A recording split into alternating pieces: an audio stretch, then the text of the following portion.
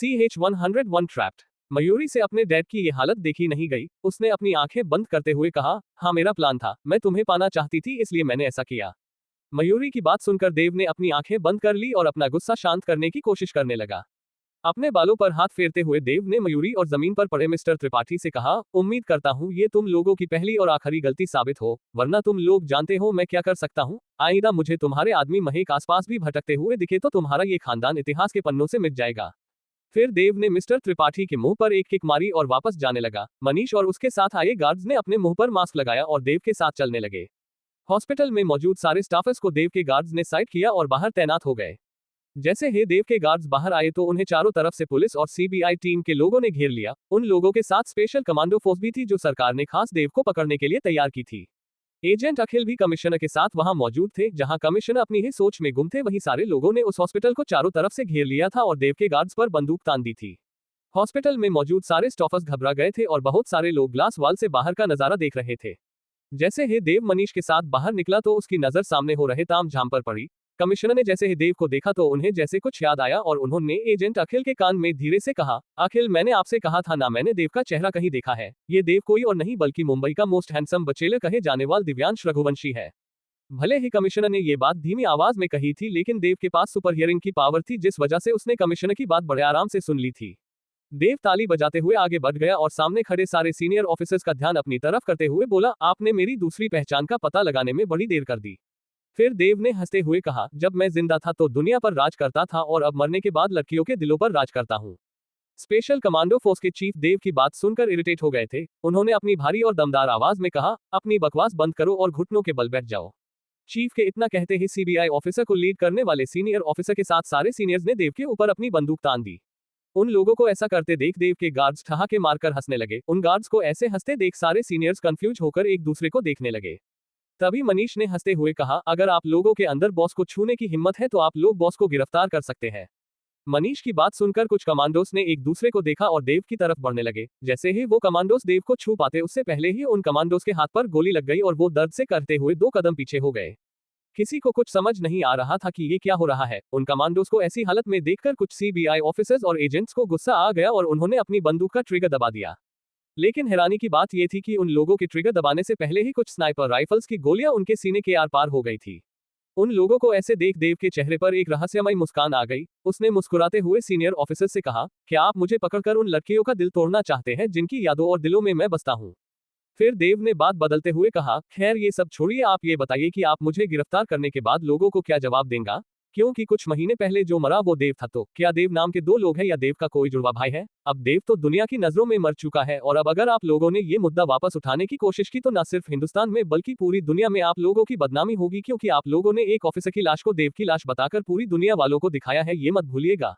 तुम्हें क्या लगता है हम ऐसा करने वाले हैं? हम तुम्हें पकड़ने के बाद तुमसे कुछ तहकीकात करेंगे और अगर तुमने हमारे सवालों का सही जवाब दिया तो हम तुम्हारी जान बख्शने के बारे में सोचेंगे, कमांडो चीफ ने कहा। तो देव हंसने लगा।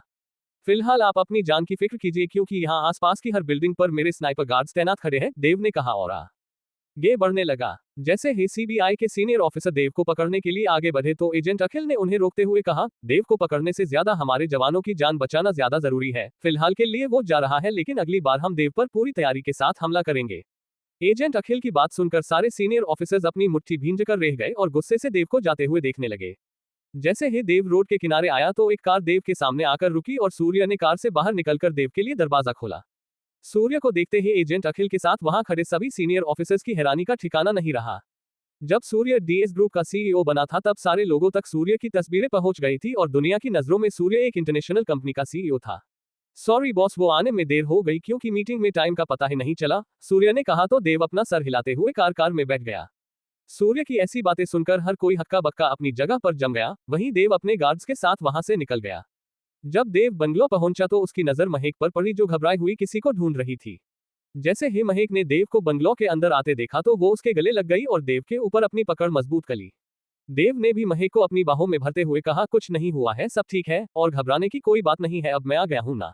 महेक ने देव के सीने पर अपना सर रखा और सिसकते हुए कहा, क्या तुम मुझे मेरे घर ले जा सकते हो? वो मुझे माँ की याद आ रही है। CH-102 माँ की याद। महेक की बात सुनकर देव ने महेक को खुद से अलग किया और उसके आंसू पोंछते हुए बोला, सिर्फ ये बताने के लिए तुमने इतना एफर्ट लगाया? मैं तो तुमसे कुछ और ही एक्सपेक्ट कर रहा था। देव की बात पर महक ने कुछ नहीं कहा और अपना सर झुका लिया। महक को कुछ न कहते देख देव अपनी जगह सीधा खड़ा हो गया और सूर्य की तरफ अपना हाथ बढ़ा दिया। सूर्य ने देव के हाथ में कार की चाबी रखी और एक्सक्यूज बोलकर वहां से चला गया। देव ने अपना एक हाथ पॉकेट में रखा और चाबी से खेलते हुए बाहर जाने लगा। जाते हुए देव ने महक को अपने साथ आने का इशारा किया और मनीष से कहा, आध्या को संभालने की जिम्मेदारी तुम्हारी, उसे यहाँ कंफर्टेबल महसूस करवाओ।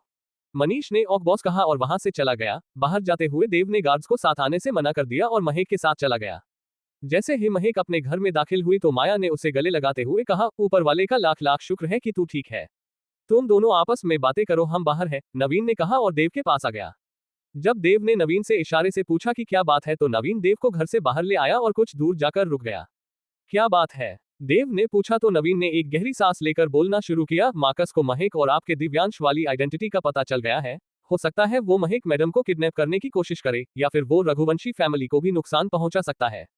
नवीन की बात सुनकर देव ने अपने होठों को कल करते हुए कहा, इस मौर्य प्रसाद की तो मैं। नवीन, बॉस मौर्य प्रसाद नहीं, उसका नाम मुरली प्रसाद है। देव, उसने अपना नाम कब बदला? नवीन, उसका नाम मुरली प्रसाद ही है, आप और शौर्य ही उसे मौर्य प्रसाद बुलाते हैं। देव, अब ये शौर्य कौन है? देव की बात सुनकर नवीन का मन किया कि वो अपना सर दीवार में पिट ले। उसने अपने माथा सहलाते हुए देव से कहा, बॉस ये मेरे छोटे भाई का नाम है शौर्य, आप उसे सूर्य कहकर बुलाते हैं। कहीं मुझे नाम भूलने की बीमारी तो नहीं हो गई? देव ने कंफ्यूज एक्सप्रेशन के साथ कहा तो नवीन ने अपने मन में देव की बात का जवाब दिया, आपको नाम भूलने की बीमारी नहीं हुई है, आपको अच्छे खासे नाम की वोट लगाने की बीमारी हुई है। समझ नहीं आता बॉस गॉडफादर कैसे बन गए? फिर नवीन ने अपने ख्यालों से बाहर आते हुए देव से पूछा, बॉस आप कहे तो मार्कस को रास्ते से हटा दूं। वो मर गया तो बिना किसी दुश्मन के जिंदगी जीने में मजा नहीं आएगा। अगर उसने महक और रघुवंशी फैमिली को कुछ करने के बारे सोचा तो मैं खुद उसे मारूंगा। फिलहाल उसे उसके हाल पर छोड़ दो और माया पर ध्यान दो, देव ने नवीन से कहा और महक के पास जाने लगा। जैसे ही देव हॉल में आया तो उसकी नजर माया पर पड़ी जो अपने हाथ में पानी का ग्लास लेकर महक के कमरे की तरफ बढ़ रही थी। देव ने माया के हाथ से पानी का ग्लास लिया और उसे जाने का इशारा किया। माया ने भी बिना कुछ कहे वहां से जाना ही ठीक समझा। वहीं देव पानी आय का ग्लास लिए महक के कमरे में दाखिल हुआ और महक के पीछे जाकर खड़ा हो गया। महक जो अपने मॉम को एक तस्वीर में देख रही थी, जब उसे एहसास हुआ कि कोई उसके पीछे है तो वो अचानक से पीछे मुड़ गई और महक के हाथ से वो तस्वीर नीचे गिरने लगी। उस तस्वीर के नीचे गिरने से पहले ही देव ने उसे पकड़ लिया। जैसे ही महक देव से वो तस्वीर लेने को हुई तो देव ने अपना हाथ पीछे करते हुए महक से कहा, ये तस्वीर तुम्हें एक ही शर्त पर मिलेगी। कैसी शर्त? महक ने पूछा तो देव ने अपना चेहरा महक के करीब करते हुए कहा, किस्मी भांग पीकर आए हो क्या? महक ने देव को गुस्से से देखते हुए कहा तो देव ने कहा, तुम्हें जो समझना हो समझो, लेकिन अगर तुम्हें ये तस्वीर चाहिए तो तुम्हें मुझे किस करना ही पड़ेगा। तुम्हें किस करेगी मेरी जूती? महक ने गुस्से में कहा तो देव ने भोला चेहरा बनाते हुए कहा, अरे रे मैडम तो नाराज हो गई। फिर देव ने महक के आगे पानी का ग्लास करते हुए कहा, पहले पानी पियो उसके बाद ही तुम्हें ये तस्वीर मिलेगी। पक्का ना? महक ने पूछा तो देव ने हाँ में सर हिला दिया। महक ने देव के हाथ से पानी का ग्लास लिया और एक ही सांस में पूरा पानी पी गई। महक जैसे ही देव के हाथ से वो तस्वीर लेने को हुई तो देव ने उसे पीछे से अपनी बाहों में जकड़ते हुए कहा, क्या मुझे अपनी माँ की तस्वीर नहीं दिखाओगी? मैंने तुम्हें देखने से मना थोड़ी किया है, महक ने कहा तो देव ने अपने हाथ में थामी तस्वीर देखी। उस तस्वीर में महक लगभग 15 या 16 साल की थी और महक के बगल में एक महिला खड़ी थी जिसकी उम्र 40 साल के आसपास थी। वो तस्वीर देखते ही देव की पकड़ महक पर ढील बड़ी ही हो गई और उसके हाथ से वो तस्वीर नीचे गिर गई। जब महक ने उस तस्वीर को उठाकर देव की तरफ देखा तो देव अपने चेहरे पर हैरानी के एक्सप्रेशन लिए गहरी सोच में गुम था। Divyansh are you okay? Mehak ने देव के कंधे पर हाथ रखते हुए पूछा तो देव अपने ख्यालों से बाहर आया और महक से कहा, मुझे एक जरूरी काम याद आया है, मैं तुमसे कल मिलता हूँ। अपनी बात बोलकर देव बिना महक की बात सुने कमरे से बाहर निकल गया। नवीन, महक और माया को बंगलो लेकर जाओ, इन दोनों का यहाँ रहना सेफ नहीं है, देव ने नवीन से कहा और महक के घर से बाहर निकल गया। देव ने स्टेयर्स से उतारते हुए अरमान को कॉल लगाई। जैसे ही अरमान ने कॉल रिसीव की तो देव ने पूछा, इस वक्त तू कहाँ पर है? बात क्या है भाई, और तू इतनी जल्दी में क्यों लग रहा है? अरमान ने उल्टा देव से सवाल पूछा तो देव ने कार में बैठते हुए कहा, तू जहां कहीं भी हो फौरन से होरिजोन होटल आजा, अर्जेंट है। ये बोलकर देव ने कॉल काट दी और होटल के लिए निकल गया। कुछ देर बाद देव और अरमान होटल के एक प्राइवेट रूम में आमने सामने बैठे थे। बात क्या है, और तूने मुझे इतना अर्जेंट में यहाँ क्यों बुलाया? अरमान ने पूछा तो देव ने कहा, क्या तुझे 9 साल पहले कलकत्ता वाली घटना याद है? हाँ याद है, लेकिन बात क्या है वो तो बता। अरमान ने कासुअली कहा, 9 साल पहले जिस औरत ने मेरे हाथों में दम तोड़ा था वो महक की माँ थी। देव ने अपने हाथ को देखते हुए कहा तो अरमान चौंकते हुए बोला, ये तू क्या कह रहा है? आज जब मैंने महक की मॉम की तस्वीर देखी तो मुझे पता चला, और 9 साल पहले उस औरत के साथ जो लड़की थी वो महक है। देव ने कहा तो अरमान ने कंफ्यूज एक्सप्रेशंस के साथ कहा, समझ नहीं आ रहा कि ये कोई इत्तेफाक है या किस्मत का खेल। 9 साल पहले जिस लड़की को हमने बचाया और जिस लड़की का ख्याल रखने के लिए तूने उस औरत को वादा किया वो लड़की आज तेरा प्यार है। यकीन तो मैं भी नहीं कर पा रहा हूँ कि ये इत्तेफाक है या किस्मता का खेल, लेकिन कहते हैं ना जो भी होता है अच्छे के लिए होता है। जब से मुझे ये बात पता चली है तब से मेरी खुशी दुगनी हो गई है। देव ने मुस्कुराते हुए कहा तो अरमान ने कहा, क्यों ना इसी खुशी में एक छोटी सी पार्टी हो जाए। क्या हुआ था 9 साल पहले कलकत्ता में? क्या देव महक और उसकी माँ को पहले से जानता है? इन सवालों के जवाब जानने के लिए पढ़ते रहिए Dev the godfather of underworld. CH-103 secret marriage. 9 साल पहले कलकत्ता में 18 साल का देव एक डील साइन कर अरमान के साथ एक रेस्टोरेंट से बाहर निकल रहा था। तभी एक 16 साल की लड़की भागती हुई आई और देव से टकराकर जमीन पर गिर गई। देव ने उसे अपने हाथ का सहारा देते हुए उठाया और पूछा, तुम ठीक हो? उस लड़की ने हाफते हुए देव का हाथ पकड़ा और कहा, प्लीज मेरी मॉम को बचा लो, वो लोग मेरी मॉम को मार देंगे, प्लीज आप लोग मेरी मदद करें। अच्छा अच्छा ठीक है, शांत हो जाओ और आराम से बताओ कि क्या हुआ है। अरमान ने उस लड़की के आगे पानी की बोतल करते हुए कहा तो उस लड़की ने कहा, मेरे पास इतना टाइम नहीं है कि मैं आप लोगों को समझा सकूं, आप बस मेरी मॉम को उनके हाथों मरने से बचा लीजिए, उसके बाद मैं आपको सब बता दूंगी। तुम्हारी मॉम इस वक्त कहाँ है और वो लोग कहाँ हैं जो तुम्हारी मॉम को मारना चाहते हैं? देव ने उस लड़की से पूछा तो उस लड़की ने रोड के साइड में बनी एक सुनसान गली की तरफ इशारा करते हुए कहा, मेरी मॉम वहां है और उन लोगों ने मेरी मॉम को पकड़ लिया है। चलो देखते हैं। देव ने उस लड़की का हाथ पकड़ा और उस दिशा में जाने लगा जहां उस लड़की ने इशारा किया था। उस जगह पर पहुंचकर देव ने चारों तरफ अपनी नजरें दौड़ाई तो वहां के पार्किंग लॉट में एक औरत कुछ लोगों से घिरी हुई थी। उस औरत को देखते ही उस लड़की ने कहा, वो मेरी मॉम है। देव ने उस औरत की तरफ बढ़ते हुए अरमान से कहा, तुम इसके साथ यही रहो, मैं इसकी मॉम को लेकर आता हूँ। जब देव उस औरत के सामने जाकर खड़ा हो गया तो देव को देखते हुए एक आदमी ने हंसते हुए कहा, इस शहर में सारे मर्दों ने चुड़िया पहन ली है क्या जो तेरी बेटी इस दूध पीते बच्चे को लेकर आई है? फिर उस आदमी ने उस लड़की को देखते हुए अपने साथियों से कहा, बॉस का ऑर्डर याद है ना, इन दोनों की लाशें पानी तैरते हुए मिलनी चाहिए। उस आदमी की बात सुनकर आधे लोग उस लड़की की तरफ बढ़ गए और आधे देव को मारने के लिए आगे बढ़ गए। देव ने उस औरत को पीछे रहने के लिए कहा और आगे बढ़कर एक आदमी के सीने पर जोरदार पंच मारा। वो पंच इतना जोरदार था कि उस पंच से निकलती वेव्स के असर से आसपास खड़े बाकी लोग अपनी जगह जम गए और हैरानी से देव को देखने लगे। वहीं देव का इतना जोरदार पंच देखकर उस आदमी की हालत भी खराब हो गई थी जिसने देव को ताना मारा था। जिस शख्स को देव ने पंच मारा था वो शख्स खून की उल्टियां करते हुए बेहोश होकर जमीन पर गिर गया। फिर देव ने आगे बढ़कर बाकी सभी लोगों को कुछ ही मिनटों में ढेर कर दिया और उस आदमी के सामने जाकर खड़ा होते हुए बोला, काश तेरा बॉस यहाँ होता तो वो तुझे मरते हुए देख पाता। उस आदमी ने हंसते हुए देव से कहा, मुझे मेरी जान की कोई परवाह नहीं है, लेकिन क्या तुझे उस लड़की की परवाह है जिसे तू अपने दोस्त के भरोसे छोड़कर आया है? उस आदमी की बात सुनकर देव ने अरमान को देखा जो उन आदमियों से फाइट करते हुए हाफ रहा था। अरमान को हाफते देख समझ गया कि अरमान कुछ ही देर में नॉकआउट हो जाएगा। जैसे ही देव टेलीपोर्ट होकर अरमान के पास पहुंचा तो ये देखकर वो आदमी हैरान रह गया, लेकिन उसने इस पर ज्यादा ध्यान नहीं दिया और एक खंजर लेकर उस औरत की तरफ बढ़ने लगा। देव ने अरमान के साइड आए सभी लोगों को मौत के घाट उतार दिया था। देव ने अरमान के पास जाते हुए पूछा, क्या तू ठीक है?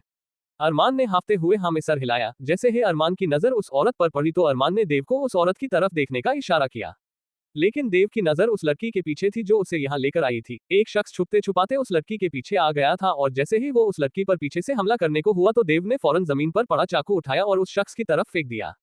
तभी उस लड़की ने तेज आवाज में अपनी मां को पुकारा। उस लड़की के पीछे खड़े शख्स के मरते ही देव ने उस लड़की की नजरों का पीछा किया तो देव की नजर उस लड़की की मां पर गई जो उस आदमी से अपनी जान बचाते हुए भाग रही। जब उस लड़की की मां ने अपनी बेटी की आवाज सुनी तो वो रुक गई और जैसे ही उन्होंने पीछे मुड़कर अपनी बेटी को देखा तो उस आदमी ने मौका देखते हुए फौरन उस औरत की तरफ अपना खंजर फेंक दिया। ये देखकर देव पलक झपकते ही उस औरत के सामने जाकर खड़ा हो गया, लेकिन तब तक बहुत देर हो चुकी थी क्योंकि वो खंजर उस औरत के सीने में जा लगा और वो दर्द से करते हुए जमीन पर गिर गई। जब देव उस औरत को संभाल रहा था तब उस आदमी ने पीछे से देव पर हमला करने के बारे में सोचा और जैसे ही उसने एक चाकू उठाकर देव पर हमला किया तो देव ने बिना देखे ही उस आदमी का हाथ पकड़ लिया।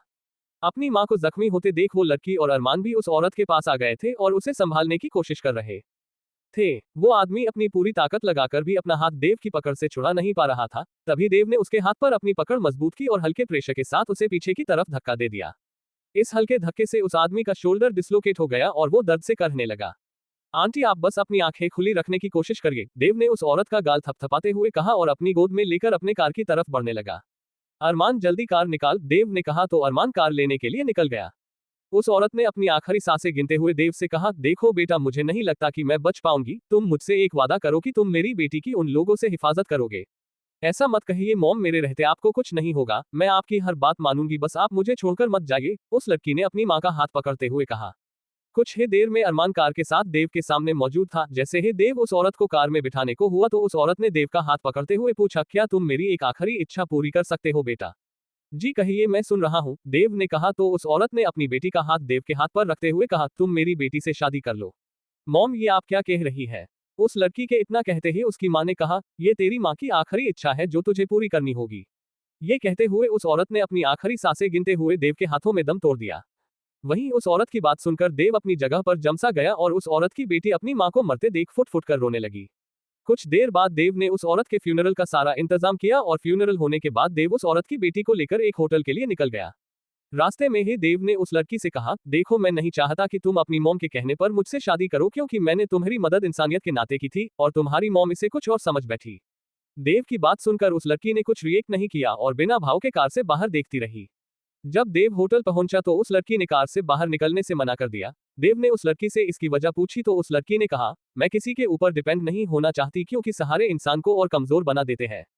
तो तुम जाओगी कहाँ? अगर कलकत्ता में तुम्हारा कोई है तो उसका पता बता दो, मैं तुम्हें वहां छोड़ देता हूँ। देव ने कहा। तो उस लड़की ने एक गहरी सांस लेते हुए कहा, इस दुनिया में मेरा कोई भी नहीं है मेरी माँ के अलावा। तो अब तुम क्या चाहती हो? देव ने कार के अंदर बैठते हुए शांति से पूछा। मैं मॉम की आखिरी इच्छा पूरी करना चाहती हूँ, उस लड़की ने कुछ देर सोच विचार करने के बाद कहा। तो देव थोड़ी देर के लिए चौंक गया, लेकिन कुछ देर बाद ही उसने खुद को नॉर्मल कर लिया। मैं तुमसे शादी करने के लिए तैयार हूँ, लेकिन क्या तुम तैयार हो? उस लड़की ने देव से पूछा। तो देव कुछ देर सोचने के बाद देव ने कहा, मुझे कोई ऐतराज नहीं है, लेकिन मैं नहीं चाहता कि हमारी इस शादी के बारे में किसी को पता चले। अगर तुम्हें मेरी ये शर्त मंजूर है तो। उस लड़की ने देव की बात काटते हुए कहा, मेरी भी एक शर्त है। देव, वो क्या? ये शादी सिर्फ एक कॉन्ट्रैक्ट मैरिज होगी, इसका हमारी पर्सनल लाइफ से कोई ताल्लुक नहीं होगा, और शादी के बाद तुम मुझे मेरे हाल पर छोड़ दोगे और ना ही मेरी किसी मामले में इंटरफेयर करोगे। उस लड़की ने अपनी शर्त देव के सामने रखते हुए कहा। उस लड़की की शर्त सुनकर देव ने तुरंत शादी के लिए हामी भर दी और दोनों ने कोर्ट मैरिज कर ली। ये सीक्रेट मैरिज वाली बात देव और उस लड़की के पीछे थी। Flashback and. महक अपनी मां की फोटो देखते हुए 9 साल पहले इस इंसिडेंट के बारे में सोचकर थोड़ी उदास हो गई, क्योंकि महक देव से प्यार करने लगी थी और वो ये नहीं जानती थी कि देव ही उसका पति है। वहीं दूसरी तरफ देव भी ये वाकया याद कर रहा था, लेकिन वो महक की तरह उदास होने के बजाय खुश हो रहा था। CH-104 ढिंढोरा। देव अरमान के साथ होटल में बैठा बातें करते हुए ड्रिंक कर रहा था। बातों बातों में ही देव ने अरमान को उसकी शादी वाली बात बता दी, जिसे सुनकर अरमान हक्का बक्का रह गया। इसका मतलब तूने महक की मां की आखिरी इच्छा पूरी कर दी? अरमान ने हैरानी के भाव लिए देव से पूछा। तो देव ने कहा, हमने एक कॉन्ट्रैक्ट मैरिज की थी और इस शादी में उसकी मर्जी भी शामिल थी। तो तुम दोनों के बीच क्या शर्तें तय हुई थी? अरमान ने सवालिया निगाहों से देव को देखते हुए पूछा। देव ने कुछ ज्यादा ही ड्रिंक कर ली थी, जिस वजह से उसे नशा चढ़ने लगा था। उसने नशीले अंदाज में कहा, हमने ये तय किया था कि हम शादी तो करेंगे, लेकिन शादी होने के बाद एक दूसरे के लिए अनजान हो जाएंगे, फिर वो अपने रास्ते होगी और मैं अपने रास्ते। फिर देव ने ग्लास की वाइन एक बार में गटकते हुए कहा, हे ऊपर वाले, तेरे किस्मत के खेल भी बड़े निराले हैं। पहले तूने मेरी शादी हिमांशी से नहीं होने दी और मुझे बार बार महक को बचाने के लिए भेज दिया, जो पहले से ही मेरी बीवी थी, और मैं भी इस बात को भूल गया था कि 9 साल पहले मेरी किसी से शादी हुई है। थैंक यू ऊपर वाले, मुझे मेरी शादी याद दिलाने के लिए और मुझे मेरी बीवी वापस देने के लिए। लगता है तूने कुछ ज्यादा ही पी ली है, चल तेरे घर जाने का वक्त हो गया है, अरमान ने देव को उठाते हुए कहा। देव लड़खड़ाते कदमों से अरमान के चलते हुए बोला, क्या घर पर मेरी बीवी मेरा इंतजार कर रही है? हाँ, वो तेरे आने का ही इंतजार कर रही है, अरमान ने देव को बहलाने के लिए कहा और देव को कार में बिठा दिया। अरमान ने कार स्टॉप की और रघुवंशी हाउस के लिए निकल गया। रास्ते में ही देव का फोन बजा, लेकिन देव सीट से टिककर सो गया था। अरमान ने देव की पॉकेट से फोन निकाला और कॉल रिसीव करते हुए फोन कान पर रख लिया। कॉल की दूसरी तरफ से कीर्ति जी ने कहा, इतनी रात हो गई है और तुम अभी तक बाहर हो, घर आने का इरादा है या नहीं? आंटी, मैं देव का दोस्त अरमान बोल रहा हूँ। देव ने कुछ ज्यादा ही पी ली थी तो वो कार में ही सो गया है, अरमान ने ड्राइव करते हुए कहा। तो कीर्ति जी ने हैरानी से कहा, क्या उसने ड्रिंक की है? जी, लेकिन इसमें हैरान होने वाली क्या बात है? अरमान ने कंफ्यूज होते हुए पूछा। तो कीर्ति जी ने कहा, पिछले 5 सालों में उसने वाइन को हाथ तक नहीं लगाई है, तो जाहिर सी बात है कि पहली बार उसके बारे में ऐसा सुनने के बाद हैरान होना तो बनता है। खैर, ये सब छोड़ो और तुम उसे फौरन घर लेकर आ जाओ। जी आंटी, मैं रास्ते में ही हूँ, बस कुछ ही मिनटों में घर पहुंच जाऊंगा, अरमान ने कहा और कॉल काट दी। जब अरमान ने रघुवंशी हाउस के बाहर कार रोकी को देव की नींद टूट गई और वो कार से बाहर निकल गया। बीवी, कहाँ हो तुम? देखो तुम्हारा मियाँ आ गया, देव लड़खड़ाते कदमों से घर के अंदर जाते हुए बोला। वहीं हॉल में खड़े कबीर, कीर्ति और शिव देव की ऐसी हालत देखकर हैरान थे। जैसे ही देव उनके पास आया तो उसने अपनी आंखें मलते हुए उन तीनों को देखा और उनसे पूछा, सब लोग तो यही हैं, लेकिन मेरी बीवी मुझे दिखाई नहीं दे रही है। मॉम, महक कहाँ है? ये क्या कह रहे हो तुम? और तुमने महक से शादी कब की? कबीर जी ने देव से पूछा। तो देव ने मुस्कुराते हुए कहा, 9 साल पहले मैंने महक के मॉम की आखिरी इच्छा पूरी करने के लिए उससे शादी की थी। इसने पी रखी है इसीलिए ऐसी बहकी बहकी बातें कर रहा है। आप इसे इसके कमरे में छोड़ दीजिए, जब कल सुबह इसके ऊपर से नशा उतरेगा तब हम इससे बात करेंगे, कीर्ति जी ने कहा। तो देव ने थोड़ी तेज आवाज में कहा, मैं कोई बकवास नहीं कर रहा, ये सच है कि मैंने महक से शादी की है और मेरे पास उसका सबूत है। फिर कुछ सेकंड रुककर देव ने अपनी बात को आगे बढ़ाते हुए कहा, मैं भूल गया था कि मैंने 9 साल पहले किसी से शादी की है और इन बातों से अनजान मैं हिमांशी से प्यार कर बैठा, लेकिन किस्मत के खेल बड़े निराले होते हैं। मेरी मंगनी हिमांशी से टूट गई और मेरी जिंदगी में मेरी बीवी महक आ गई। तभी अरमान देव का फोन लेकर उसके पास आया और शिव के हाथ में फोन पकड़ाते हुए कहा, सॉरी वो देव का फोन मेरे पास है, छूट गया था तो मैं बस यही देने आया था। बेटा अरमान, ये देव कैसी बातें कर रहा है, ये कह रहा है इसकी शादी 9 साल पहले ही महक से हो गई है। कीर्ति ने देव की बात दोहराते हुए अरमान से पूछा।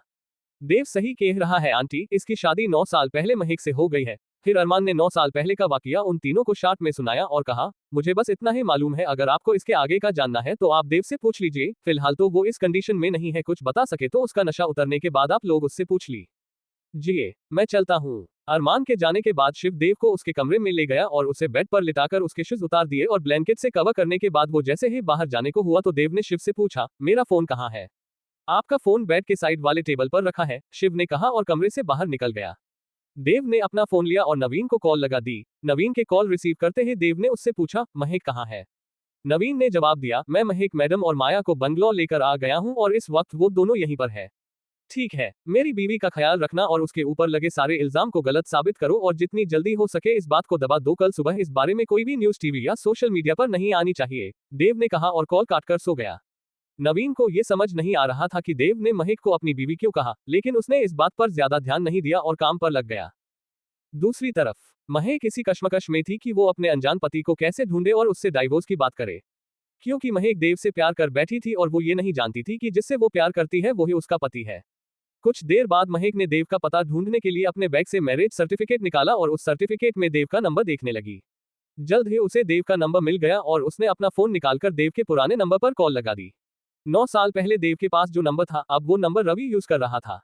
रवि अपने कमरे में आराम से सो रहा था कि तभी उसका फोन बजा। फोन की रिंग सुनकर रवि की नींद टूटी और उसने झुंझलाते हुए कॉल रिसीव की और फोन अपने कान पर रखते हुए बोला, यही टाइम मिला था क्या कॉल करने के लिए? आई एम सो सॉरी, मेरी वजह से आपकी नींद टूटी, लेकिन ये थोड़ा अर्जेंट है, क्या आप मिस्टर देव बात कर रहे हैं? महक ने पूछा तो रवि ने कहा, मैं उनका असिस्टेंट हूँ, कहिए क्या बात है? और आप कौन है? मैं देव की पत्नी बात कर रही हूँ, क्या आप मेरी बात मिस्टर देव से करवा सकते हैं? मुझे उनसे कुछ बात करनी है। महक के इतना कहते ही रवि की आंख से नींद गायब हो गई और उसकी जगह हैरानी ने ले ली। क्या आप सचमुच बॉस की पत्नी है? रवि ने हैरानी से पूछा। CH-105 शादी की तारीख। क्या आप सचमुच बॉस की पत्नी है? रवि ने हैरानी से पूछा। जी हाँ, क्या आप मेरी उनसे बात करवा सकते हैं? महक ने कहा तो रवि झटके के साथ अपनी जगह पर बैठ गया और बोला, यकीन नहीं हो रहा बॉस ने शादी कर ली। वैसे आप दोनों की शादी को कितना टाइम हुआ है? पहले आप मेरी उनसे बात करवाइए, फिर मैं आपको सब बताऊंगी। महक ने कहा तो रवि ने निराशाजनक आवाज में कहा, बॉस इस वक्त अपने घर पर है और मैं अपने, बुरा मत मानिए लेकिन अब आप उनसे कल ही बात कर सकती है। रवि की बात सुनकर महक ने पूछा, क्या आपके बॉस के पास कोई दूसरा नंबर है? अगर है तो आप वो दूसरा नंबर मुझे दे दीजिए। महक की बात सुनकर रवि एक अजीब दुविधा में फंस गया था। रवि को यह डर था कि अगर वो देव का नंबर फोन कॉल पर बात कर रहे शख्स को देता है तो शायद वो शख्स देव का नंबर टैप करके उसकी लोकेशन जान सकता था, जिससे देव और उसके साथ राजूवंशी फैमिली मुसीबत में फंस सकती है। रवि ने एक गहरी सांस लेने के बाद कहा, फिलहाल मेरे पास उनका नंबर नहीं है, सॉरी, लेकिन अब आप उनसे कल ही बात कर पाएंगी। ये कहते हुए रवि ने कॉल काट दी। कॉल कट होते ही महक परेशानी के मारे कमरे में टहलने लगी। अगली सुबह मनीष के चेहरे पर सूरज की रोशनी पड़ते ही उसकी आंख खुल गई। कुछ देर बाद मनीष उठा और वर्कआउट करने के बाद फ्रेश होकर किचन में आ गया। वहीं आध्या भी धीरे धीरे बंगलों में कंफर्टेबल होने लगी थी। आज आध्या ने अपने कमरे से निकलने का सोचा और वो अपने कमरे से बाहर निकलकर हॉल में आ गई। कुछ देर हॉल में टहलने के बाद आध्या की नजर मनीष पर पड़ी, जो किचन में खाना बना रहा था। मनीष को किचन में देख आध्या भी किचन में आ गई और मनीष को खाना बनाते देख पूछा, तुम लोग इतने अमीर हो तो एक मेड क्यों नहीं रख लेते? मनीष जो ऑमलेट बना रहा था उसने ऑमलेट को पलटने की कोशिश करते हुए कहा, क्योंकि नवीन भैया ने कहा है कि इंसान को खुद पर डिपेंड होना चाहिए। अगर ऐसे ही अपनी जरूरतें दूसरों से पूरी करवाते रहे तो फिर हमारे हाथ किस काम के? मनीष की बात सुनकर आध्या ने कहा, जिसने भी कहा है बिल्कुल सही कहा है। जब आध्या ने ऑमलेट को एक तरफ से जलते हुए देखा तो उसने फौरन मनीष को साइड किया और उसके हाथ से स्पून लेकर ऑमलेट को पलट दिया। फिर आध्या ने मनीष से कहा, तुम जाकर टेबल पर बैठो, मैं तुम्हारे लिए नाश्ता लेकर आती हूँ। क्या तुम्हें खाना बनाना आता है? मनीष ने पूछा तो आध्या ने एक हल्की सी स्माइल पास कर दी और मनीष को बैठने का इशारा कर दिया। मनीष डाइनिंग टेबल पर जाकर बैठ गया और अपने ब्रेकफास्ट के आने का इंतजार करने लगा। कुछ देर बाद माया भी डाइनिंग टेबल के पास आ गई। जैसे ही माया की नजर आध्या पर पड़ी तो उसने मनीष से पूछा, ये कौन है? माया की बात सुनकर मनीष अपने बालों पर हाथ फेरते हुए मन ही मन बहाना बनाने सोचने लगा। कुछ देर बाद उसने माया की बात का जवाब दिया, वो ये बॉस की मुंह बोली बहन है और आज से ये हमारे साथ इस घर में रहेगी। मनीष की बात सुनकर माया किचन में चली गई। जब कुछ देर बाद मनीष ने किचन में झांका तो उसने देखा कि माया और आध्या बातें करते हुए कुकिंग कर रही थी। मनीष उन दोनों को देखकर खुद में बड़बड़ाते हुए बोला, इन लड़कियों का भी अजीब है, कभी महीनों तक ये एक दूसरे को देखकर अनजान जैसा बर्ताव करती है तो कभी कुछ ही मिनटों की मुलाकात में अच्छी दोस्त बन जाती है। मेरे भाई, इसी का नाम दुनिया है और इस दुनिया में कुछ भी हो सकता है। कमरान ने मनीष के कंधे पर हाथ रखते हुए कहा और उसके बगल वाली चेयर पर बैठ गया। कुछ देर बाद सूर्य, रवि और नवीन भी डाइनिंग टेबल पर आकर बैठ गए और वो पांचों आपस में बातें करने लगे। दूसरी तरफ रघुवंशी हाउस में देव अपना सर पकड़ते हुए उठकर बैठा और अपने फोन में टाइम देखने लगा। तभी रूम का दरवाजा खुला और शिव देव के कमरे में आते हुए बोला, भैया सुबह के 11 बज रहे हैं और आप? हाँ, वो आज सर में थोड़ा दर्द हो रहा था तो देर से आंख खुली। देव ने अपना सर पकड़ते हुए कहा तो शिव ने कहा, बाहर कुछ लोग आए हैं और वो कह रहे हैं कि उन्हें आपसे कुछ बात करनी है। क्या तुमने उनसे उनका नाम पूछा? देव का सवाल सुनकर शिव ने कहा, पूछा था, उनमें से एक आदमी ने अपना नाम राजवीर शेखावत बताया है। क्या? देव ने हैरानी से कहा और कुछ देर बाद शिव से कहा, तुम उन्हें हॉल में बिठाओ, मैं फ्रेश होकर आता हूँ। ठीक है भैया, शिव ने कहा और कमरे से बाहर चला गया। शिव के जाने के बाद देव अपना सर पकड़ते हुए उठा और कुछ देर बाद फ्रेश होकर हॉल में आ गया। हॉल में आते ही देव ने देखा कि कबीर जी शेखावत फैमिली से मुस्कुराते हुए बातें कर रहे थे। डैड, क्या आप इन्हें जानते हैं? देव ने उनके पास आते हुए पूछा तो कबीर जी ने कहा, इन्हें कौन नहीं जानता, इनका नाम एशिया के मोस्ट सक्सेसफुल बिजनेस फैमिलीज में आता है। कबीर जी की बात सुनकर देव ने कुछ नहीं कहा और उनके बगल में बैठते हुए राजवीर जी से पूछा, कहिए यहाँ कैसे आना हुआ? हमने तुम्हें शादी की तारीख तय करने के लिए कितना बुलाया, लेकिन तुम आए नहीं तो मजबूरन हमें ही आना पड़ा। राजवीर ने कहा तो उनकी बात सुनकर कबीर जी ने देव से पूछा, ये मिस्टर शेखावत क्या कह रहे हैं देव, और तुम किससे शादी करने जा रहे हो? डैड, मैं शादी नहीं कर रहा हूँ, और जहां तक बात रही मिस्टर शेखावत की तो वो यहाँ मेरे एक भाई की शादी के बारे में बात करने आए हैं। कबीर, शिव के अलावा अब कौन भाई है तुम्हारा? वो दिव्यांश बनने से पहले मैंने कुछ लड़कों को बचाया था, मैंने उन्हें इस काबिल बनाया कि वो इस मतलबी दुनिया अपन सर उठाकर जी सके, तब से वो लड़के मुझे अपना बड़ा भाई मानते हैं और मैंने मिस्टर शेखावत की पोती की शादी उन्हीं में से एक लड़के से फिक्स कर दी है, तो ये लोग उसी शादी की डेट फिक्स करने आए हैं। अगर ऐसी बात है तो दूल्हे को भी यहाँ होना चाहिए, कॉल करो और दूल्हे को यहाँ बुलाओ। कबीर जी ने कहा तो देव ने नवीन को कॉल लगा दी।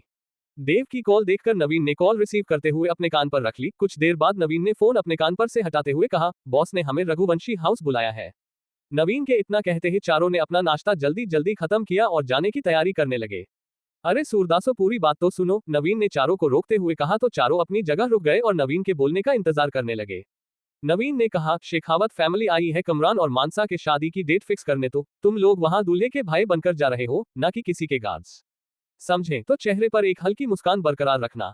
समझ गए, चारों ने एक साथ कहा। कुछ देर बाद मनीष आध्या के पास आते हुए बोला, क्या तुम हमारे साथ चलना चाहोगी? मैं वहां जाकर क्या करूंगी? आध्या ने कहा तो मनीष ने एक गहरी सांस लेते हुए कहा, कुछ करवाने के लिए थोड़ी ले जा रहा हूँ, बस एक पार्टनर चाहिए था तो बस इसीलिए सोचा तुमसे पूछ लूं, अगर तुम्हारा जाने का मन नहीं है तो कोई बात नहीं। अपनी बात बोलकर मनीष जैसे ही मुड़कर जाने को हुआ तो आध्या ने कहा, ठीक है, मैं चलने के लिए तैयार हूँ। आध्या की बात सुनकर मनीष के आंखों में चमक आ गई और वो आध्या के साथ बंगलों से बाहर निकल गया। नवीन ने सोचा कि क्यों ना वो भी माया को अपने साथ चलने के लिए कहे। जब उसने माया से इस बारे में बात की, माया ने ये कहते हुए मना कर दिया कि वो महक को अकेला छोड़कर नहीं जाएगी। माया की बात सुनकर नवीन थोड़ा निराश हुआ, लेकिन अपनी निराशा को छुपाते हुए नवीन भी उनके साथ बंगलों से बाहर चला गया। CH-106 फैसला आपके हाथ में है।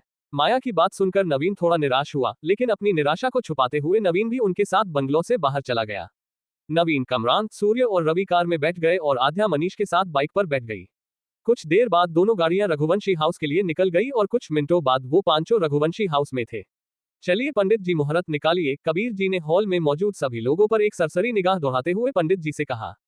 कुछ देर बाद पंडित जी ने तारीख बताई जो ठीक 2 हफ्ते बाद की थी। तारीख सुनकर कमरान और मानसा एक दूसरे को देखकर आंखों ही आंखों में बातें करने लगे। कमरान ने मानसा से पूछा, क्या इतना टाइम ठीक है हमारे इस फासले को कम करने के लिए?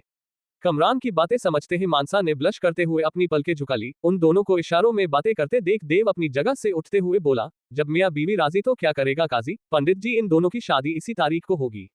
शादी की तारीख तय होने के बाद सभी लोगों ने एक दूसरे का मुंह मीठा किया और कुछ देर बातें करने के बाद शेखावत फैमिली देव से विदा लेकर निकल गई। शेखावत फैमिली के जाते ही कीर्ति जी ने अपने हाथ में पकड़ा नींबू पानी का ग्लास देव को देते हुए कहा, इसे पी लो, तुम्हारा सरदर्द कम हो जाएगा। थैंक्स मॉम, देव ने ग्लास लेते हुए कहा और पूरा ग्लास एक ही सांस में खाली कर दिया। फिर देव ने कमरान और नवीन से कुछ देर बातें करने के बाद आध्या से पूछा, मैं चाहता हूं तुम भी इस शादी को अटेंड करो और अपना अतीत भूलकर आगे बढ़ो। अपनी बात बोलकर देव जैसे ही अपने कमरे में जाने को हुआ तो नवीन और रवि ने एक साथ कहा, बॉस हमें आपसे कुछ जरूरी बात करनी है। उन दोनों की आवाज सुनकर देव रुक गया और वापस से उनकी तरफ आते हुए कहा, कहो मैं सुन रहा हूँ। बात थोड़ी कॉन्फिडेंशियल है बॉस, क्या हम अकेले में? रवि ने इतना कहा ही था कि तभी देव ने उसकी बात काटते हुए कहा, फिक्र मत करो, ये कन्वर्सेशन इस घर से बाहर नहीं जाएगी। जी बॉस समझ गया, रवि ने कहा तो देव ने नवीन और रावी के पीछे खड़े शिव से कहा, शिव इन्हें दरवाजे तक छोड़ दो। जी भैया, शिव ने कहा और नवीन और रवि को छोड़कर बाकी लोगों को छोड़ने चला गया। कहो क्या बात है? देव ने एक सोफे पर बैठते हुए पूछा तो रवि ने कहा, कल रात एक लड़की का फोन आया था और वो लड़की अपने आप को आपकी बीवी बता रही थी। तो क्या तुमने उसकी बात पर यकीन कर लिया? देव ने पूछा तो रवि ने नाम में सर हिलाते हुए कहा, ऐसे कैसे बॉस, ऐसा भी तो हो सकता है कि वो कोई बहरूपिया हो। अगर ये बात आप कहते तो शायद एक पल के लिए यकीन भी हो जाता। रवि की बात सुनकर नवीन ने उसके कान में कहा, मुझे लगता है बॉस ने शादी कर ली है और वो अब तक हमसे अपने शादी की बात छुपाते आए हैं। तुझे पता है कल रात M3 ने बॉस ने मुझे फोन किया था, उन्होंने कल्पी रखी थी और वो नशे में अपनी बीवी के बारे में बातें कर रहे थे। नवीन की बात सुनकर रवि की आंखें हैरानी से फैल गई और वो आंखें फाड़े नवीन को देखने लगा। वहीं देव रवि की बात सुनकर मुस्कुरा रहा था। देव को मुस्कुराते देख नवीन और रवि कंफ्यूज होकर एक दूसरे को देखने लगे। उस नंबर पर कॉल लगाओ, देव ने रवि से कहा तो रवि ने देव का ऑर्डर फॉलो करते हुए महक के नंबर पर कॉल लगा दी। महक जो बालकनी में बैठी बंगलो के आसपास का व्यू एंजॉय कर रही थी, फोन की रिंग सुनकर वो लगभग भागते हुए कमरे में आई और कॉल रिसीव करते हुए अपने कान पर रखते हुए कहा, हेलो। महक की आवाज सुनकर देव ने अपना गला साफ करते हुए कहा, जी मैं देव बोल रहा हूँ, मेरे असिस्टेंट ने बताया कि कल रात आपने कॉल की थी। हाँ मैंने कॉल की थी लेकिन कल रात आपसे बात नहीं हो पाई, वैसे क्या आपने मुझे पहचाना? मैं महक बोल रही हूँ, आपको याद है 9 साल पहले हमारी? महक ने कहा तो देव ने बीच में बोलते हुए कहा, हाँ हाँ मुझे याद है। वैसे तुमने 9 साल बाद मुझे याद किया, क्या मुझे याद करने की वजह बताना चाहोगी? देव की बात सुनकर महक कुछ देर के लिए चुप हो गई और एक छोटे पॉज के बाद कहा, क्या हम मिल सकते हैं? हाँ क्यों नहीं, आप मुझे एड्रेस बताइए, मैं कुछ ही देर में आ जाता हूँ। देव ने कहा तो महक ने देव की बात का रिस्पांस देते हुए कहा, मैं कुछ देर बाद आपको एक रेस्टोरेंट का एड्रेस मैसेज कर दूंगी, आप शाम 6 बजे उस रेस्टोरेंट में आ जाइए। जैसे आपकी इच्छा, देव ने कहा और कॉल काट दी। देव ने फोन रवि के हाथ में दिया और नवीन को देखकर उसे बोलने का इशारा किया। देव का इशारा पाकर नवीन ने बोलना शुरू किया, कल रात जो आपने काम दिया था वो पूरा हो गया है और मैंने पुलिस वालों पर पॉलिटिकल प्रेशर बनाया है जिससे कल दोपहर में कमिश्नर ने एक प्रेस कॉन्फ्रेंस रखी है और उस कॉन्फ्रेंस में वो महक मैडम की बेगुनाही साबित करेंगे। हम अच्छा किया, देव ने अपनी जगह से उठते हुए कहा और उन दोनों को लेकर बाहर जाने लगा। जैसे ही देव उन दोनों को सी ऑफ कर अंदर जाने को हुआ को कुछ मिलिट्री जीप और पुलिस की गाड़ियां घर के बाहर आकर रुक गई। एक जीप से एजेंट अखिल निकले और देव की तरफ बढ़ने लगे। एजेंट अखिल को देखकर देव भी मुस्कुराते हुए उनकी तरफ बढ़ गया। लगता है आप मुंबई की लड़कियों का दिल तोड़कर ही मानोगे सर, देव ने एजेंट अखिल से कहा तो एजेंट अखिल ने कहा, यकीन नहीं होता कोई इंसान इतना बेरहम भी हो सकता है। तुम्हारी वजह से हजारों लोग मारे गए हैं, क्या तुम्हें उनकी लाशें को देखकर जरा भी रेग्रेट नहीं हो रहा? देखिए सर, इस वक्त अंडरवर्ल्ड के गॉडफादर अजहर है तो बेहतर होगा कि आप उन्हें जाकर पके। अगर ऐसे ही गड़े मुर्दों को उखाड़ते रहेंगे तो मैं कभी आपके हाथ नहीं आऊंगा, देव ने कहा और मुड़कर जाने लगा। गॉडफादर अजहर ने भी इतनी दहशत नहीं फैलाई है जितनी तुमने और इसने फैलाई थी, एजेंट अखिल ने देव को रोकते हुए कहा और कुछ देर देव को घूरने के बाद कहा, मैं तुम्हें गिरफ्तार करता हूँ। एक बार फिर सोच लीजिए, अगर मैं गिरफ्तार हुआ तो इस देश की इकोनॉमी में भारी गिरावट आएगी और ऐसा भी हो सकता है कि कुछ नेता इस दौरान मारे जाए। खैर ये सब छोड़िए, आपने वो कहावत या मुहावरा क्या कहते हैं? हाँ, वो कहते हैं ना जब तक बुराई है तब तक अच्छाई है, अगर बुराई मिट गई तो अच्छाई का अस्तित्व भी किसी काम का नहीं है। उसी तरह जब तक मैं हूं तब तक आप लोगों की जॉब है, अगर मैं गया तो आपकी जॉब भी जाएगी और साथ ही आपके देश को ले डूबूंगा। अब फैसला आपके हाथ में है।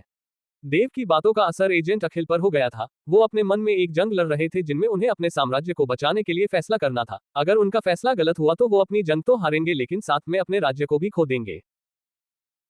CH-107 तैयारियां।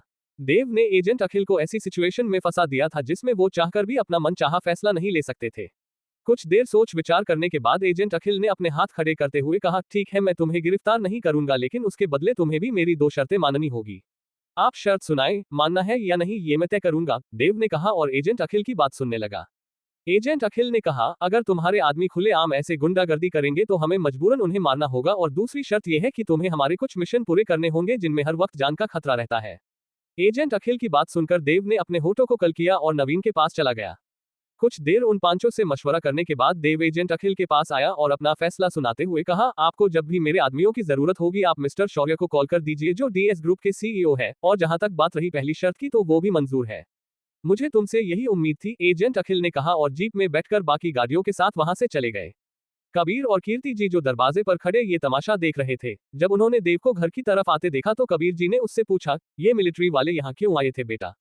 कुछ नहीं डैड, वो उन्हें एक केस के सिलसिले में हेल्प चाहिए थी तो बस उसी के लिए आए थे, देव ने कहा और घर के अंदर चला गया। कबीर और कीर्ति के सवाल खत्म नहीं हुए थे। वो दोनों देव के पीछे चलते हुए उसके ऊपर सवालों के तीर बरसाने लगे। कल रात जब तुम पीकर आए थे तो तुमने कहा था कि तुम्हारी शादी हो चुकी है और तुम्हारे पास इसका सबूत है। कल रात तुम हमें क्या समझाने की कोशिश कर रहे थे? कबीर जी ने कहा तो देव ने उन दोनों को एक सोफे पर बिठाया और 9 साल पहले घटी सारी घटना बता दी। तो इस वक्त वो लड़की कहाँ है और वो लड़की है कौन जिससे तेरी शादी हुई है? और क्या तेरी इस शादी के बारे में तूने महेक को बताया है? कीर्ति जी ने पूछा तो देव ने एक गहरी सांस लेते हुए कहा, 9 साल पहले मेरी जिस लड़कों से शादी हुई थी वो लड़की कोई और नहीं महेक है। क्या? कबीर, कीर्ति और शिव ने एक साथ कहा तो देव ने हाँ में सर हिलाते हुए कहा, ये सच है और मुझे भी ये बात कल पता चली जब मैंने महेक के मॉम की तस्वीर देखी थी। तो तुमने महेक को बताया कि तुम उसके पति हो? कबीर जी ने कहा तो देव एक शरारती मुस्कान लिए बोला, इतनी जल्दी क्या है डैड, अभी कुछ दिन उसके मजे लूंगा उसके बाद बताऊंगा। अपनी बात बोलकर देव तैयार होकर शिव के साथ ऑफिस के लिए निकल गया। दूसरी तरफ मनीष और रवि शादी की तैयारियों में लग गए थे। सूर्य और कमरान शॉपिंग के लिए निकल गए थे और रवि फंक्शन से रिलेटेड कामों में लग गया था। शादी की खबर नताशा और सुमित को भी लग चुकी थी। नताशा ये जानकर उदास हुई कि देव ने उसकी और सुमित की शादी के बारे में कोई बात नहीं की है। नताशा ने उदास मन से देव को कॉल लगा दी। देव के कॉल रिसीव करते ही नताशा ने कहा, आप मेरी और सुमित की शादी के बारे में भूल गए ना? नताशा की बात सुनकर देव ने अपनी आंखें बंद कर ली और अपने बालों पर हाथ फेरते हुए कहा, सॉरी यार, सच में भूल गया था, तुम टेंशन मत लो, मैं अभी तुम्हारे और सुमित की शादी की डेट फिक्स करता हूँ। ये कहते हुए देव ने कॉल काट दी। वहीं महेक जो सुबह से अपने कमरे में थी, जब वो हॉल में आई तो हॉल का नजारा देखकर हैरान रह गई। हॉल में लगभग 100 लोग एक जगह से दूसरी जगह सामान शिफ्ट करने में लगे थे और मनीष उन्हें गाइड कर रहा था। किचन में माया और आध्या बातें करते हुए लंच तैयार कर रही थी। महेक ने मनीष के पास आते हुए उससे माया के बारे में पूछा तो मनीष ने किचन की तरफ इशारा कर दिया। किचन में जाते ही महेक की नजर आध्या पर पड़ी जो चाय की ट्रे लेकर बाहर जा रही थी। जाते हुए आध्या की नजर भी महेक पर पड़ी। आध्या ने महेक को एक नजर देखा और किचन से बाहर चली गई। ये कौन है? महेक ने माया के पास जाते हुए पूछा। ये इन लोगों की दूर की रिश्तेदार है। वो 2 हफ्ते बाद कमरान की शादी है ना, तो ये शादी अटेंड करने आई है, माया ने बहाना बनाते हुए कहा और महेक की तरफ एक चाय का कप बढ़ा दिया। महेक ने चाय का कप लेते हुए माया से कहा, मैं शाम में बाहर जा रही हूँ, आने में थोड़ी देर हो जाएगी। अभी तेरा बाहर जाना ठीक नहीं है, भूल गई कल तेरे साथ क्या हुआ था? जब तक ये मामला ठंडा नहीं हो जाता तब तक तू घर से बाहर कदम नहीं रखेगी, माया ने कहा तो महेक ने एक छोटे पॉज के बाद कहा, मेरा जाना जरूरी है और वैसे भी मैं मास्क लगाकर जाऊंगी। माया महेक को बाहर नहीं जाने देना चाहती थी, लेकिन महेक भी अपनी जिद पर अड़ी रही और कुछ देर दोनों के बीच बहस होने के बाद आखिरकार जीत महेक की हुई। ठीक है, तू जीत गई, अपना ध्यान रखना और कोई मुसीबत गले में लटकाकर मत ले आना, माया ने कहा और वो भी किचन से बाहर चली गई। कुछ देर बाद शाम हो गई और महेक देव से मिलने निकल पड़ी। शाम होते ही देव ने रवि को कॉल की और महेक के भेजे गए एड्रेस के बारे में पूछा, जिस पर रवि ने देव को महेक का भेजा गया एड्रेस बता दिया। एक काम करो, डेकोरेशन करने वालों से कहो 2 मंडप लगाए। देव की बात सुनकर रवि ने पूछा, वो क्यों बॉस? वो मेरे जहन से नताशा और सुमित की शादी वाली बात निकल गई थी, देव ने कहा तो रवि ने भी अपना माथा सहलाते हुए कहा, अरे यार, इन सब चक्करों में मैं भी ये भूल गया था। कोई बात बॉस, अभी टाइम है तो काम हो जाएगा, मैं नताशा से कह देता हूँ वो अपनी शादी की तैयारियां शुरू करे। वैसे क्या आपने पंडित जी से इस बारे में बात की? हाँ कर ली और उन्होंने भी इस शादी के लिए वही मुहूर्त बताया है। तुम तैयारियां शुरू करो और उन्हीं लोगों को इनवाइट करना जो मेरी दोनों आइडेंटिटीज जानते हैं। ये कहते हुए देव ने कॉल काट दी और अपने ऑफिस से निकल गया। दूसरी तरफ बीच के किनारे बने एक रेस्टोरेंट में महेक एक टेबल पर बैठी देव के आने का इंतजार कर रही थी। कुछ देर बाद देव की कार उस रेस्टोरेंट के सामने रुकी। देव ने कार वैलिड पार्किंग में लगाई और रेस्टोरेंट के अंदर चला गया। रेस्टोरेंट के अंदर दाखिल होते ही देव ने पूरे रेस्टोरेंट में एक सरसरी निगाह दौड़ाई। जल्द ही देव को महेक कोने के एक टेबल पर बैठी दिखी। महेक जो अपना सर झुकाए गहरी सोच में गुम थी, जब उसे लगा कि कोई उसे घूर रहा है तो उसने अपनी नजरें उठाकर सामने देखा जहां देव खड़ा था। CH-108 तुम मिल ही गई। जब दोनों की नजरें एक दूसरे से मिली तो वो कुछ पल के लिए दोनों एक दूसरे में खोसे गए। कुछ सेकंड बाद देव ने महेक पर से अपनी नजरें हटाई और इधर उधर देखते हुए अपने बाल पर हाथ फेरने लगा। रेस्टोरेंट में बैठी सभी लड़कियां उसकी ये अदा देखकर आहें भरने लगी। उन लड़कियों को देव के बारे में बातें करते सुन महेक होश में आई और अपना सर झुकाकर मन ही मन खुद को कोसने लगी। जब महेक ने वापस से अपनी नजरें उठाई तो देव उसकी ठीक सामने खड़ा था। आप यहाँ कैसे? महेक ने देव से पूछा तो देव ने कहा, मैं यहाँ अपने किसी क्लाइंट से मिलने आया था, लेकिन आपको यहाँ देखकर हैरानी हुई। मैं अपने एक दोस्त से मिलने आई थी, महेक ने बहाना बनाते हुए कहा तो देव ने मुस्कुराते हुए कहा, क्या मुझे उस दोस्त से नहीं मिलवाओगी? अभी वो आया नहीं है। महक ने झट से कहा, कोई बात नहीं, मेरा क्लाइंट भी बस आता ही होगा, उससे मिलने के बाद आपके दोस्त से भी मिल लूंगा, देव ने कहा और आगे बढ़ गया। देव को जाते देख महक ने एक चैन की सांस ली और कॉफी पीते हुए अपने अनजान पति के आने का इंतजार करने लगी। कुछ देर बाद वॉशरूम से निकलकर देव ने महक के टेबल की तरफ देखा तो वो थोड़ा हैरान हुआ। देव को लग रहा था कि महक अब तक चली गई होगी, लेकिन उसका उल्टा, महक अभी भी अपने टेबल पर बैठी उसके आने का इंतजार कर रही थी। तुम अभी तक यही हो, मुझे लगा तुम ज्यादा देर नहीं रुकोगी, इसलिए मैंने अपनी मीटिंग जल्दी से खत्म कर दी, देव ने महक के पास आते हुए कहा तो महक की नजर भी देव पर चली गई। महक ने फोन को देखते हुए कहा, हाँ वो मेरा दोस्त अभी तक आया नहीं है, मैंने उसे कॉल भी लगाई लेकिन उसने कॉल का रिस्पॉन्स ही नहीं किया। खैर दोस्तों से मिलना तो चलता रहेगा, ये बताओ तुमने कुछ खाया? देव ने महक के सामने वाली टेबल पर बैठते हुए पूछा। मैंने सोचा था वो आएगा तो एक साथ ऑर्डर करूंगी, लेकिन वो आया ही नहीं, महक ने उदास मन से कहा तो देव ने उसका मूड ठीक करते हुए कहा, अच्छा ये बताओ क्या खाओगी? टेंशन मत लो, मैं कंपनी दूंगा, मुझे ये वेस्टर्न डिशेस समझ नहीं आती, तुम ही कुछ अच्छा देखकर ऑर्डर कर दो, महक ने ग्लास वाल से बाहर देखते हुए कहा। जैसी तुम्हारी इच्छा, देव ने कहा और कुछ देर मेनू को घूरने के बाद उसने कुछ डिशेस ऑर्डर कर दी। खाने के आते ही महक खाने पर टूट पड़ी। महक को छोटे बच्चों की तरह खाने पर टूटते देख देव एकटक महक को देखने लगा। जब महक ने देखा कि देव उसे ही देख रहा है तो उसने इशारे में पूछा, क्या हुआ? देव ने ना में सर हिलाते हुए कहा, कुछ नहीं, और अपना खाना खाने लगा। कुछ देर बाद दोनों बातें करते हुए रेस्टोरेंट से बाहर निकल गए। देव ने महक को घर ड्रॉप करने के लिए ऑफर किया तो महक मान गई और दोनों देव के कार की तरफ बढ़ गए। जैसे ही महक कार में बैठने को हुई तो उसकी नजर सड़क के दूसरी तरफ गुजर रहे एक ठेले पर गई। एक शख्स ठेले पर लगी बेल्ला बजाते हुए कॉटन कैंडी बेच रहा था। कॉटन कैंडी देखकर महक के अंदर छुपी बच्ची जाग उठी और वो आंखों में चमक लिए उस ठेले की तरफ बढ़ने लगी। देव ने महक का हाथ पकड़ते हुए उसे रोका और कहा, कहाँ जा रही हो? वो मुझे कॉटन कैंडी लेनी है, महक ने छोटे बच्चों की तरह चहकते हुए कहा तो देव ने कहा, यहीं रुको, मैं लेकर आता हूँ। देव सड़क के दूसरी तरफ कॉटन कैंडी लेने चला गया और महक देव की कार के पास उसका इंतजार करने लगी। अभिषेक जो अपने दोस्तों के साथ उसी होटल में आया था, जैसे ही अभिषेक की नजर रेस्टोरेंट के बाहर खड़ी महक पर गई तो वो रेस्टोरेंट के अंदर जाने के बजाय महक की तरफ बढ़ गया। अभिषेक के साथ साथ उसके दोस्त भी महक के पास आ गए और उन्होंने महक को घेर लिया। अभिषेक ने महक के कंधों को पकड़ते हुए कहा, थैंक गॉड तुम मिल गई, जब मैंने तुम्हारी फोटो न्यूज चैनल पर देखी थी तब मैं तुम्हारे लिए परेशान हो गया था, मैंने तुम्हें मुंबई के हर कोने में ढूंढा लेकिन तुम कहीं नहीं मिली। महक अभिषेक को देखकर हैरान थी, उसने हकलाते हुए अभिषेक से कहा, तुम यहाँ क्या कर रहे हो और मुझे क्यों ढूंढ रहे थे? महक का सवाल सुनकर अभिषेक की आंखों की चमक आ गई और उसने एक्साइटेड होते हुए कहा, तुम्हें पता है महक, डैड हमारी शादी के लिए मान गए हैं और वो तुमसे मिलना चाहते हैं। देखो अभिषेक, मैं तुमसे आखिरी बार कह रही हूँ, मैं तुमसे प्यार नहीं करती और मुझसे शादी करने का ख्याल तुम अपने दिमाग से निकाल दो। महक की बात सुनकर अभिषेक ने उसके कंधों पर अपनी पकड़ मजबूत करते हुए कहा, क्या खराबी है मुझ में? और ऐसी क्या वजह है जो तुम मुझसे शादी नहीं करना चाहती? आज तो तुम्हें ये बताना ही होगा कि तुम क्यों मुझसे शादी नहीं करना चाहती। अभिषेक अपनी पकड़ इतनी मजबूत कर दी थी कि महक के कंधों में दर्द होना शुरू हो गया था। महक ने अभिषेक का हाथ अपने कंधों पर से हटाते हुए कहा, क्योंकि मैं शादीशुदा हूँ। क्या? नहीं, तुम झूठ बोल रही हो, अभिषेक ने अपने कदम पीछे लेते हुए कहा। यही सच है, महक ने कहा तो अभिषेक ने उसका हाथ पकड़ते हुए कहा, तुम सिर्फ मेरी हो। महक की शादी वाली बात सुनकर अभिषेक जैसे पागल हो गया था, वो लगभग घसीटते हुए महक को अपनी गाड़ी की तरफ ले जाने लगा। महक ने खुद को अभिषेक की पकड़ से छुड़ाने की बहुत कोशिश की लेकिन वो नाकाम रही।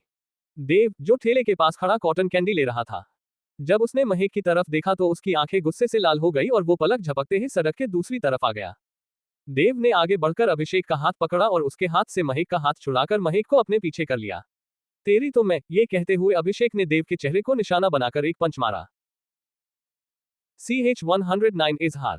तेरी तो मैं, ये कहते हुए अभिषेक ने देव के चेहरे को निशाना बनाकर एक पंच मारा। देव ने उसका पंच हवा में ही रोक लिया और बदले में देव ने भी उसके मुंह पर एक मुक्का जड़ दिया। अभिषेक को मार खाता देख उसके दोस्त गुस्से में आ गए और वो देव पर टूट पड़े, लेकिन देव तो देव था, उसने अभिषेक के दोस्तों को अधमरा कर दिया और अभिषेक की तरफ बढ़ने लगा। अभिषेक लगभग रेंगते हुए अपने कार की तरफ बढ़ने लगा और जैसे ही अभिषेक कार का डोर ओपन करने को हुआ तो देव ने उसके सर को निशाना बनाते हुए एक पंच मारा। अब ये अभिषेक की फुर्ती थी या उसकी अच्छी किस्मत, देव का मुक्का गाड़ी के शीशे पर लगा और वो शिक्षाचूर हो गया, वहीं कुछ टुकड़े देव के हाथ में घुस गए थे। अभिषेक ये देखकर हैरान और परेशान दोनों था। कुछ देर बाद जब वो अपने सेंसस में वापस आया तो उसने देखा कि देव उसे मारने आ रहा है। डर के मारे अभिषेक के हाथ पैर कांपने लगे और वो उठकर भागने लगा। अचानक से उसमें ऐसी फुर्ती आ गई थी कि वो कुछ ही पलों में महक और देव की नजरों से ओझल हो गया। महक ने देव के पास आते हुए पूछा, क्या तुम ठीक हो? मैं ठीक हूँ, देव ने बिना महक की तरफ देखे जवाब दिया और अपने कार की तरफ बढ़ने लगा। देव का जवाब सुनकर महक भी उसके पीछे चलने लगी, तभी उसकी नजर देव के हाथ से टपक रहे खून पर पड़ी। ये तुम्हारे हाथ में क्या हुआ है? महक ने देव को रोका और उसका दायां हाथ देखते हुए पूछा। ये मामूली सी चोट है, कुछ दिनों में भर जाएगी। देव ने अपना हाथ पीछे खींचते हुए कहा तो महेक ने गुस्से में कहा, तुम पागल हो गए हो क्या? तुम्हारे हाथ में कांच के टुकड़े घुस गए हैं और तुम कह रहे हो मामूली सी चोट है, हम अभी हॉस्पिटल चल रहे हैं। महेक ने देव को कुछ बोलने का मौका नहीं दिया और उसे कार के पैसेंजर सीट में बिठाकर खुद ड्राइविंग सीट पर बैठ गई और कार हॉस्पिटल की तरफ ले ली। हॉस्पिटल आते ही महेक ने देव का बायां हाथ पकड़ा और उसे अंदर ले जाने लगी। जब महेक अपने सामने देखते हुए देव को लेकर चल रही थी तब देव की नजर सिर्फ महेक पर टिकी थी। वो मन ही मन मुस्कुराते हुए महेक को देखे जा रहा था। कुछ देर चलने के बाद महेक एक केबिन के बाहर आकर रुकी। महेक को रुकते देख देव भी रुक गया और अपने ख्यालों से बाहर आकर सामने देखने लगा। कुछ देर बाद जैसे ही महेक ने केबिन का डोर ओपन किया तो उसकी नजर एक फीमेल डॉक्टर पर पड़ी जो नर्स को कुछ समझा रही थी और उस डॉक्टर की पीठ महेक की तरफ थी। महेक ने डॉक्टर का ध्यान अपनी तरफ करने के लिए उन्हें पुकारा। महेक की आवाज सुनकर डॉक्टर महेक की तरफ मुड़ गई। उस डॉक्टर का चेहरा देखकर देव के चेहरे पर हैरानी और गुस्से के भाव आ गए क्योंकि सामने खड़ी डॉक्टर हिमांशी थी।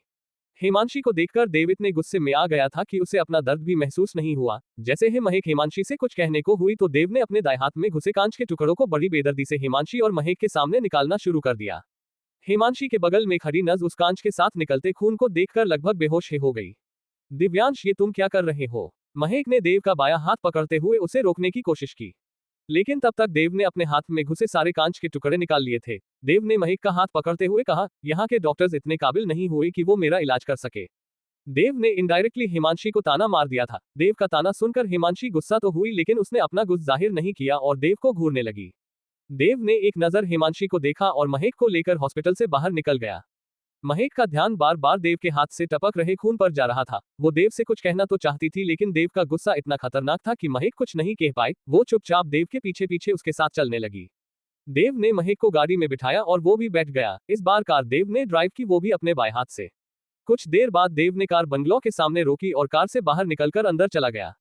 देव के हाथ से खून टपकते देख हॉल में बैठा नवीन अपनी जगह से उठा और फर्स्ट एड किट लेने चला गया। कुछ देर बाद नवीन फर्स्ट एड किट लेकर आया और देव को एक चेयर पर बिठाकर उसकी पट्टी करने लगा। महेक देव की पट्टी होते हुए देख रही थी। जब देव की पट्टी हो गई तो देव ने नवीन का शुक्रिया अदा किया और टेरेस पर चला गया। देव को जाते देख महेक भी उसके पीछे टेरेस पर चली गई। आप बात बात पर इतना गुस्सा क्यों करते हैं और क्या जरूरत थी आपको उनसे लड़ाई करने की?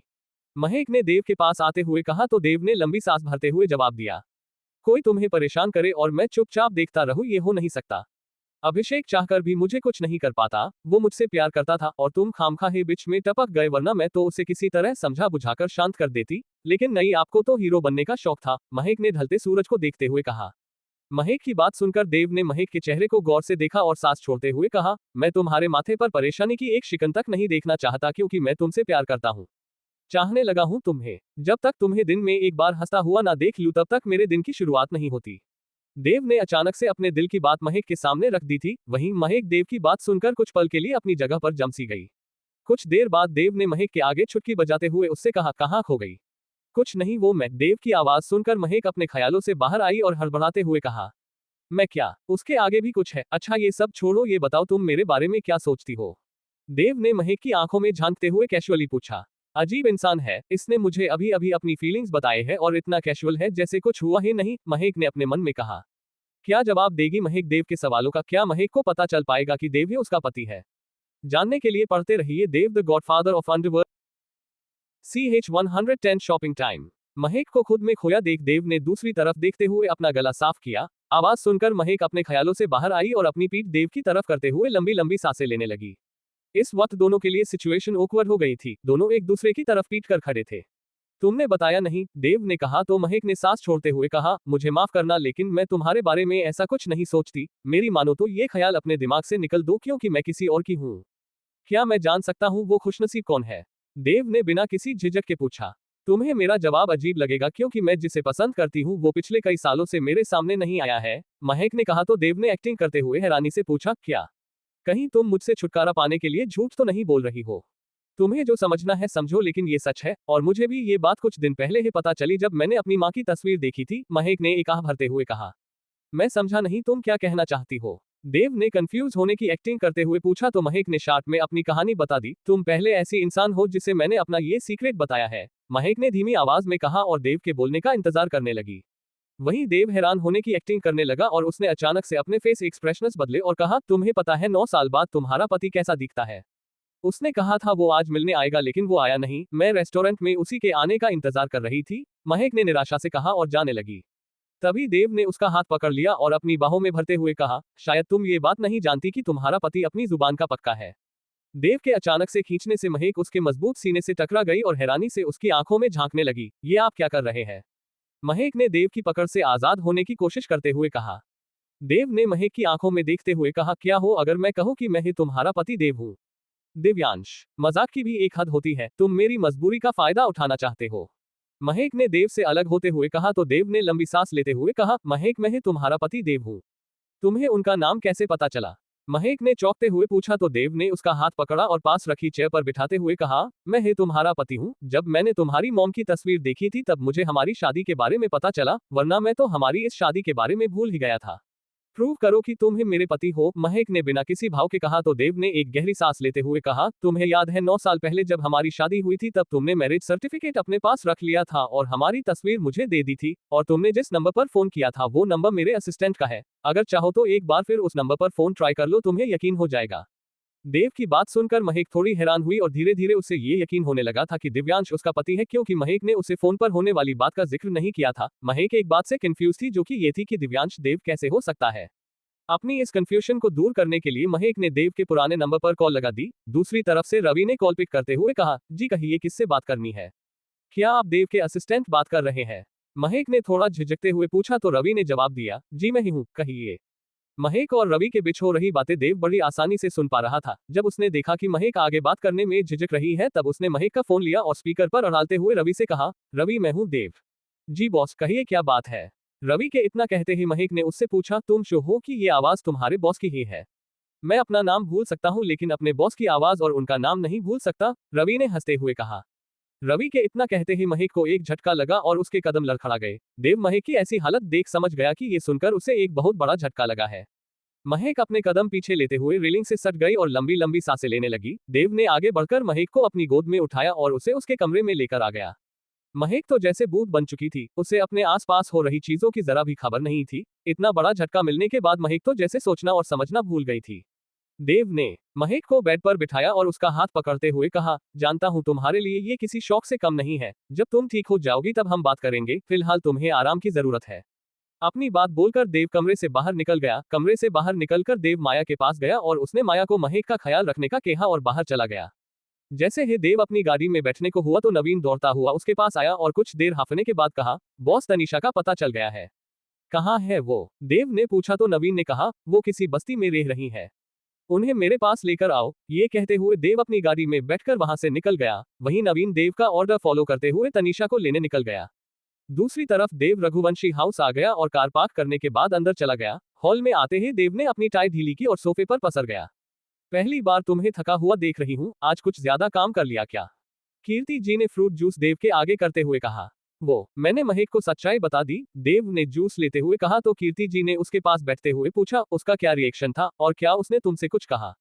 सच जानने के बाद उसे एक बड़ा झटका लगा है। मैंने कुछ दिन के लिए महक को उसके हाल पर छोड़ने का सोचा है। जब वो अपने आप को संभाल लेगी तब बात आगे बढ़ेगी, देव ने गहरी सांस लेते हुए कहा।